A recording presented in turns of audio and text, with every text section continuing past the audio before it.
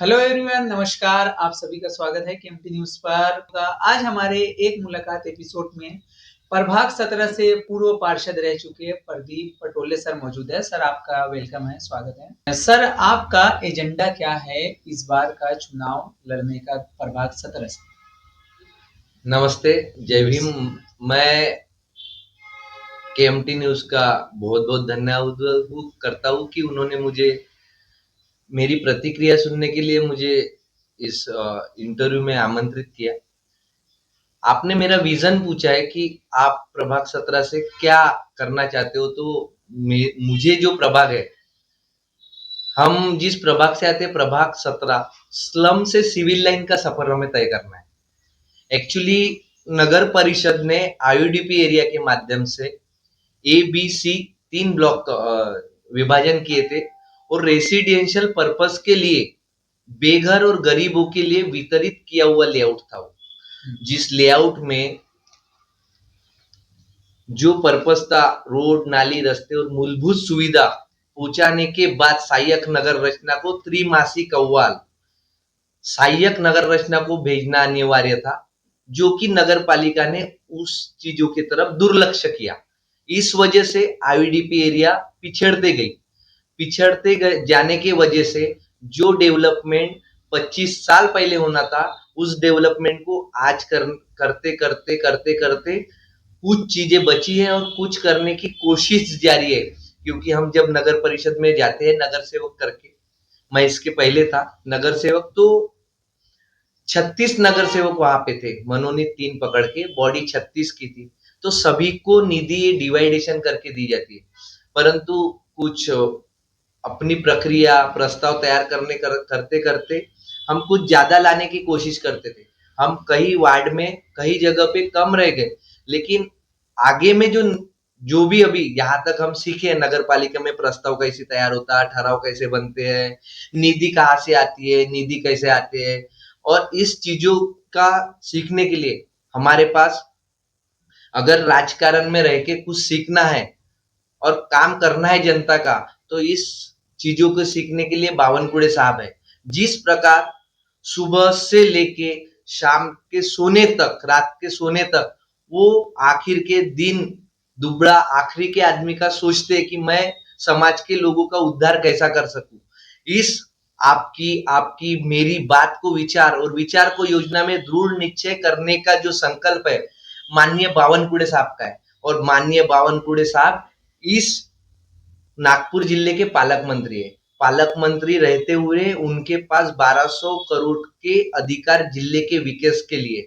आज कामठी शहर विकसित करने के लिए एक महत्वपूर्ण दुआ, जो मराठी में बोलेंगे कि जो ये है, तो वो माननीय बावनकुड़े साहब है। उनके माध्यम से कामठी शहर का विकास यह बहुत गति से होगा।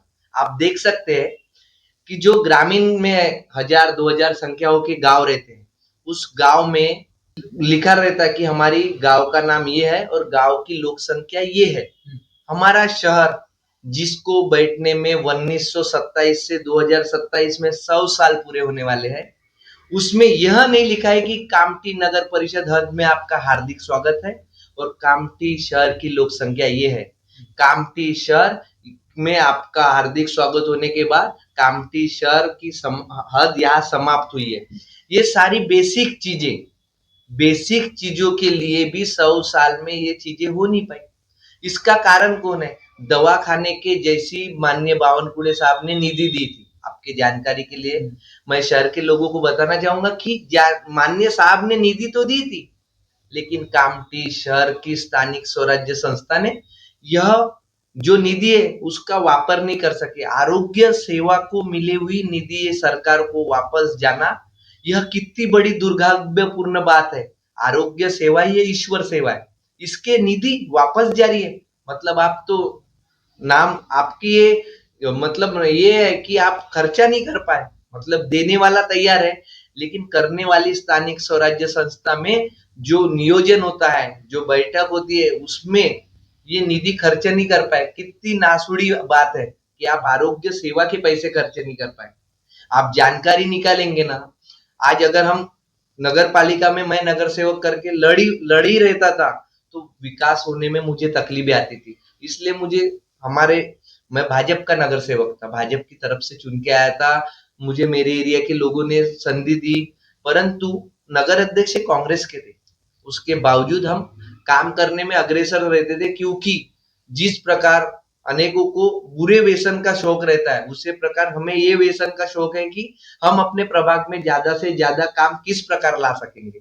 और ये जीत हमारे दिल दिमाग में है कि हमें ज्यादा से ज्यादा लोगों के कल्याणकारी योजना आखिरी आदमी तक कैसा पहुंचा सके, इसलिए हम काम करते हैं। और अभी इसी के साथ मैं आपको बताना चाहूंगा कि हमारे यहाँ 3 करोड़ का क्रीडा मैदान का काम चालू है। टर्फ हो गया लोगों के लिए, बच्चों के लिए व्यायामशाला है, वाईफाई की लाइब्रेरी है, सिंथेटिक ट्रैक में बच्चे ओलंपिक में जिस प्रकार ट्रैक रहता है ना, उस प्रकार है। फुटबॉल के लिए टर्फ बना रहे हम, टर्फ।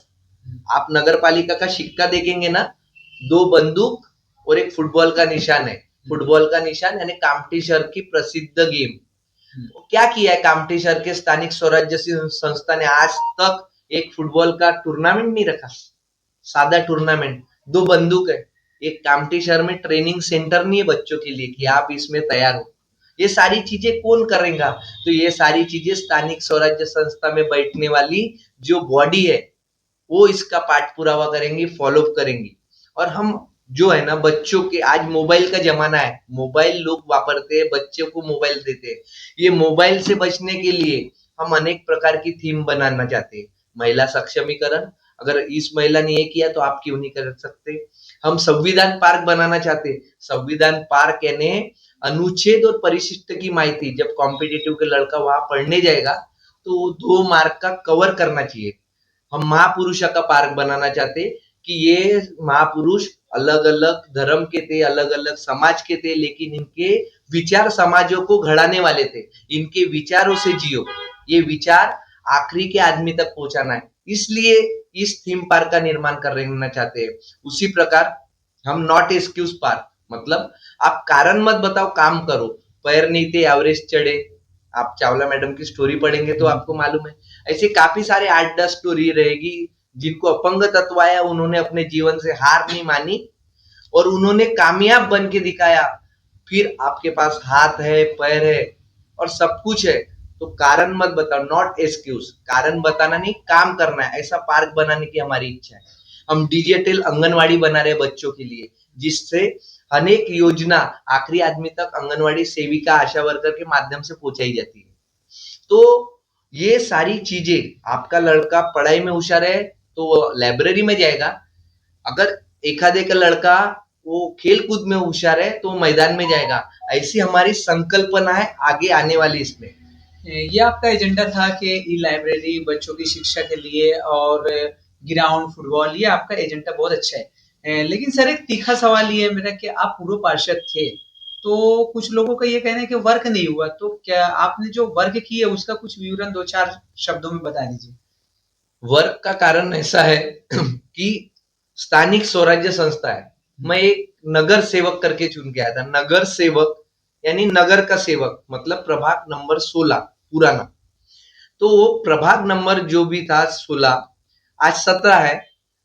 उसमें आप देखेंगे ना तो प्रभाग पूरा खाली था। आईडीपी एरिया निवासी क्षेत्र देखे जाएंगे ना, उसमें एक लेआउट है। लेआउट में ना नाली थी, हमने मट्टी खोद के नालियां बनी है।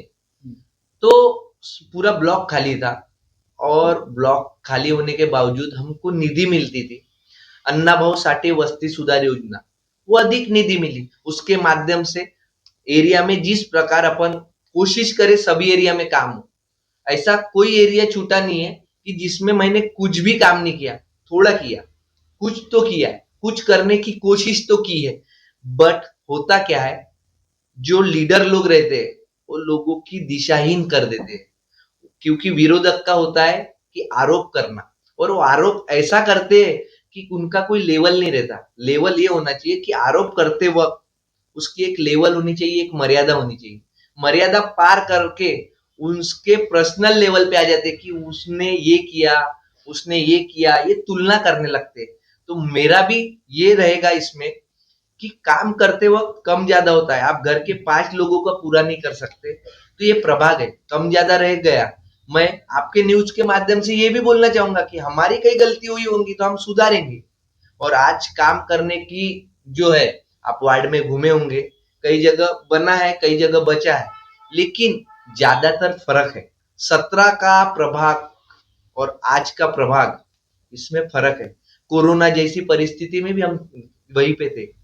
हमने रक्तदान शिविर के माध्यम से, एंटीबॉडी चेकअप के माध्यम से, हमने प्लाज्मा डोनेट के माध्यम से, हमने कोरोना वैक्सीन के माध्यम से, हमने आधार कार्ड अपडेट, अनेक प्रकार के सामाजिक उपक्रम चलाने की कोशिश की। हम ये नहीं बोलेंगे कि हमारे माध्यम से सभी को सब कुछ चलेगा। हमारा ये रहेगा कि हमने किसी को तो कुछ दिया, कुछ करने की कोशिश तो की। आज आईयूडीपी एरिया का निवासी क्षेत्र का मैं आपको बताना चाहूंगा कि जो लीज रिन्यूअल का मुद्दा है वो बहुत बड़ा मुद्दा है। वो इतना बड़ा मुद्दा है कि आर्थिक लूट हो रही है। हाँ, तो उसी पे मुझे ये बताइए कि आप लीज के जो प्लाट है उसको आने वाले दिनों में अगर आप चुन के आते हैं, उस पर आप क्या करेंगे? आपके अध्यक्ष महोदय जो प्रत्याशी थे आदरणीय अजय बी अग्रवाल, उनसे भी मेरी इस मुद्दे पे बात हुई थी कि लीज के प्लाट और जो अतिक्रमण करके रह रहे लोग, उनको किस तरीके से आप डेवलपमेंट कर पाएंगे? जो अतिक्रमण रह रहे वो प्रधानमंत्री आवास योजना अंतर्गत उन्हें पट्टा मिला है, वो उनका हो गया। और जो आईयूडीपी एरिया एकात्मिक शहर विकास योजना, ये केंद्र की योजना है। आप माननीय मुख्यमंत्री हमारे, उन्होंने भी इस केंद्र की योजना पे काटोल के जो आमदार है उनका जो प्रस्ताव था उस पे संभाषण किया है। और आज हमें खुशी की बात यह है कि हमारे क्षेत्र में, हमारे इस क्षेत्र के आमदार महसूल मंत्री है। और ये जमीनों का मुद्दा है, महसूल मंत्री यानी इनके तरफ सभी जमीनों का काम रहता है। जब वो आदेश जो आया है ना, महसूल और वन विभाग का आदेश है केंद्र का, केंद्र के माध्यम से राज्य सरकार के माध्यम से कलेक्टर के माध्यम से स्थानिक स्वराज्य संस्था, और स्थानिक स्वराज्य संस्था के माध्यम से टाउन प्लानिंग सहायक नगर रचना है। यह इनकी रचना है। तो इस रचना में केंद्र की एक स्वामित्व योजना आई है। स्वामित्व योजना है, मेरी एक डिमांड रहेगी कि इसमें लोगों की लूट हो रही है, लोगों आर्थिक अड़चन में फंस रहे हैं। तो मैं माननीय बावनकुड़े साहब के पीछे लग के कि साहब हमारा यह काम बहुत बड़ा है। माननीय बावनकुड़े साहब के राज्य में मुख्यमंत्री, उनके माध्यम से मुझे, मेरे से ज्यादा मेरे को बावनकुड़े साहब पे विश्वास है कि मुझे मालूम है उनके पास जाने के बाद कोई खाली नहीं आता। रास्ता उनके पास कोई काम लेके जाओ तो खाली नहीं आता। बस आपकी ताकत होनी चाहिए पाठ पुरावा फॉलोअप करने की। आप उनके फॉलोअप करते रहेंगे। बावनकुड़े साहब किसी को भी नाराज नहीं करते, और ये होने वाला काम है, ये नहीं होने वाला काम नहीं है। क्योंकि केंद्र सभी को इस चीज का, उमरेड में भी है आईयूडीपी, काटोल में भी आईयूडीपी है, कामठी में भी आईयूडीपी है। तो आईयूडीपी एक केंद्र की योजना है, और इस योजना में राज्य सरकार के माध्यम से केंद्र तक पहुंचना और केंद्र से फिर स्थानिक स्वराज्य तक पहुंचना, ये एक माध्यम है। इसीलिए मैं चाहता हूं कि लोगों ने इस चीजों को सोचते हुए, अगर मैं ये बोलना चाहूंगा कि लीज रिन्यूअल खत्म करने के लिए जो करना चाहिए वो सारी चीजें मैं करने की कोशिश करूंगा। क्योंकि डॉक्यूमेंटेशन, डीपी प्लान, सारी चीजें मेरे पास अवेलेबल है, और इस पे मैं काम कर रहा था। लेकिन काम इसलिए थोड़ा स्टे करना पड़ा। प्रधानमंत्री आवास योजना अंतर्गत 2.5 लाख रुपए का घर मिला है काफी लोगों को। तो यह, उसमें किसी का रुकावट नहीं आना चाहिए, इसलिए मेरा स्टे था। परंतु इस लीज को खत्म करने के लिए मुझे जो गोल सेट करना है वो करके, मैं काम करके ही सांस लूंगा। मैं आपको ये आपके माध्यम से बताना चाहता हूँ जनता तक। लुम्बिनी नगर का ए ब्लॉक, छत्रपति नगर का बी ब्लॉक, आजाद नगर का सी ब्लॉक, 1141 प्लॉट बताए हैं। और ये प्लॉट बताते वक्त नगर पालिका ने बताना चाहिए खुले दिलों से कितने प्लॉट है, क्या है उसकी, डिस्प्ले करना चाहिए सारी चीजें। पर होता क्या है, इस चीजों में कुछ लोग उसमें भ्रष्टाचार करने के लिए छुपा के काम कर रहे हैं, जगहों का सही इस्तेमाल नहीं होने दे रहे, रुकावटें ला रहे हैं। तो ये आगे वाले जो दूसरा जो भी कुछ रहेगा आगे, हम उसको आखिरी तक लेके जाएंगे, और ये लीज खत्म करने का ही गोल सेट रहेगा। अगर लीज खत्म हुआ तो हम चाहेंगे कि हमें जो मौका मिला, हमको अगर किसी ने चांस दिया है, अभी पब्लिक है, वो मौका दी है, तो उसको हम तो जितना अपने भाषा में बोलते एड़ी चोटी का जोर लगाएंगे। इसके लिए हम जोर लगाएंगे। हमारे पास माननीय महसूल मंत्री, इस राज्य के महसूल मंत्री हमारे क्षेत्र के, और उनके माध्यम से यह काम, मुझे विश्वास है कि वो ये काम को पूरा करने में पूरा अग्रेसर भूमिका में रहेंगे, और मैं इसमें पार्ट पूरा हुआ फॉलो जरूर लूंगा और ये काम करके रहूंगा, ये मैं आपको बोलता हूँ। आखिरी में प्रभाग 17 की जनता से आप क्या अपील और आश्वासन देना चाहेंगे? मेरी यही अपील रहेंगी कि आपका विकास डेवलपमेंट के लिए होना चाहिए, आपका विकास संकल्प के लिए होना चाहिए, आपका जो वोट है वो विश्वास के लिए होना चाहिए, क्योंकि 6,71,00,000 की ब्याज माफी, उसके बाद अनेक ऐसे उनके आज भी बीड़ी कामगारों के जो मुद्दे हैं ना, जहाँ पे कॉलोनी है, वो जो मुद्दा है वो प्रॉपरली खत्म नहीं हुआ है, काफी सारा काम बाकी है उसमें, और उसको काम मैंने आपको स्टार्टिंग में बताया कि मुझे एरिया स्लम से सिविल लाइन तक का सफर करना है। अब स्लम से सिविल लाइन का सफर, यानी आप इमेजिन कर लीजिए कि मेरी भावनाएं क्या है। आज भी हर प्रभाग के प्रति मैं, सभी नगर सेवक काम करते हैं अब अपने प्रभाग में, लेकिन मेरी काम करने की जिद है, और ये जिद्द ध्येय संघर्ष के साथ मैं आगे लेने चाहता हूँ कि मेरा प्रभाग सबसे अच्छा प्रभाग बन सके, मेरा प्रभाग सबसे अभिमानी प्रभाग बन सके, मेरा प्रभाग यानी संकल्प पूर्ण करने वाला प्रभाग बन सके, और मेरे प्रभाग के आखिरी आदमी को हर योजनाओं का लाभ मिल सके, इसके लिए मैं कोशिश करना चाहता हूँ। मैं आखिरी में यही बोलूंगा कि हम कोशिश आपके लिए कर रहे हैं, और आपका विश्वास हम पे रहेगा, और आपका विश्वास और ऊर्जा और प्रोत्साहन हमें आने वाली 20 तारीख को वो मत पेटी में मतदान के स्वरूप में दिखेंगी।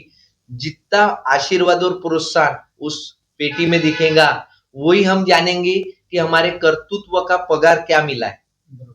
ये कर्तृत्व का पगार हमें मिलेगा, इस पगार पे हम किसी का विश्वास मट्टी मोल नहीं होने देंगे। इस आपके केएमटी न्यूज के माध्यम से बताने जाता हूँ, और आपका बहुत बहुत धन्यवाद। देख सकते हैं कि आप लोग आज हमारे इस खास मुलाकात एपिसोड में मौजूद थे। पूर्व पार्षद प्रदीप पटोले सर, इन्होंने अपनी बातें जनता के समक्ष रखी। अब देखना ही होगा कि आने वाली 20 तारीख को जनता किस पर जताती है विश्वास, और कौन बनता है प्रभाग 17 का नया पार्षद। ऐसी वीडियो को देखने के लिए बने रहिए हमारे चैनल केएमटी न्यूज से। आज की इस रिपोर्ट से बस इतना ही, दीजिए हमें इजाजत। नमस्कार, खुदा हाफिज, शब खैर। नया फोन लेने का सोच रहे हैं तो देर मत कीजिए, पहुंचिए प्रिया मोबाइल पर। यहाँ मिलेंगे कंपनी के लेटेस्ट मोबाइल, हर रेंज और हर बजट। सुविधा है आसान किस्तों की भी। तो आइए गुजरी बाजार सिंधी लाइन में प्रिया मोबाइल पर, जहाँ भरोसा भी है और बेहतरीन दाम भी।